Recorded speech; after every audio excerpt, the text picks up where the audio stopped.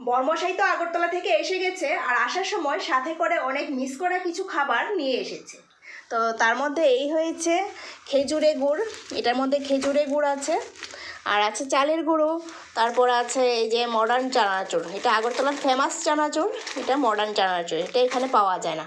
তারপর আছে এই যে কলা গাছের থোড়, মোচা, কলাই ডালের বড়ি, তারপর আছে এখানে সিমের বীজ, সিম তো এখানে পাওয়া যায় কিন্তু বীজটা পাওয়া যায় না আর কি। তারপর হয়েছে নারকেল, নারকেলটা এখানে পাওয়া যায়, তো এটা সাথে এনেছে তার জন্য দেখিয়ে দিলাম। আর এই হয়েছে এখানে শুটকি মাছ, এটাও এখানে পাওয়া যায় না, এটাও খুব মিস করি। শুটকির মাছের যে চাটনিটা হয় সেটা খুবই ভালো লাগে, মাঝে মধ্যে খেতে ভালো লাগে, তবে সবসময় না। তো এটাও আনলো। আর এদিকে এনেছে থানকুনি পাতা, থানকুনি পাতাও এখানে পাওয়া যায় না, তবে এটা এই যে শিকড় সহ এনেছে, এটা লাগাবো আর কি, ঘরে গামলার মধ্যে লাগিয়ে দেব। আর এনেছে এই যে চালতা, তো এগুলি নিয়ে আসলো এখন। আর এগুলি না খুব মিস করি, এখানে এগুলি একদমই পাওয়া যায় না।